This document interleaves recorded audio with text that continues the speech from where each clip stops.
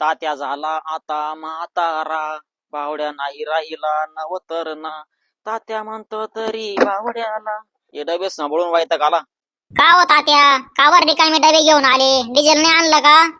अरे बावड्या भाऊ, डब्यामध्ये डिझेल नाही देऊ राहिले लोक पंपावरचे. वैतागून गेलो मी 2 दिवसापासून पंपावरच बसेल होतो.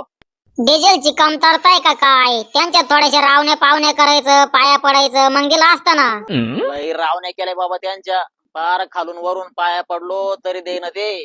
मी तेच म्हणलं, तात्या 2 दिवसापासून डबे घेऊन जायले, डिझेल काबर घेऊन येईना? मी लय वाट पाहत होतो. एक तर तिकडं भाकर भेटाना, पाणी भेटाना, लोकांना 2-2 किलोमीटर डब्याची लाईन लागली होती. माझा नंबर आला का डिझेल संपून जायचं. तुमची तर भरपूर ओळख आहे पंपावर, थोडंफार तुम्हाला द्यायला पाहिजे होत त्यांनी. त्याच्यामध्ये परत काही वशिलेवाले होते, त्याच्यामुळे माझा नंबरच नाही लागला. डब्यामध्ये डिझेल द्यायला काय झालं त्यांना? मला काय समजून राहिलं. आता आंधळ्या पांगळ्या मसनरीनं काय करायचं? ते म्हणायचे तुमचं वन घेऊन या तरच देऊ म्हणे. अवघडच काम झालं आता डिझेलचं. त्यांना म्हणलं आमचा भावड्या आहे ना, लांगडा आहे, तो येऊ शकत नाही.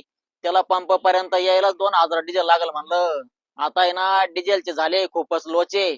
मी तुला पंपावर पायी पायी घेऊन गेलो असतो, पण रस्त्याला पडायला बसले कोचे. वरून लोकच आपल्याला मारतील परत टोचे. हा, ते बरोबर आहे म्हणा. लोक लय बेकार झाले आजकालचे. एवढे दिवस मी काम करून मेलो, आता खाय वाचून मरल. अवघड झालं रे तात्या. जाऊ दे आता, घे आराम करून. तू पण म्हातारा झाला, मी पण म्हातारा झालो. होईल तर सगळेच वाटोळ होईल.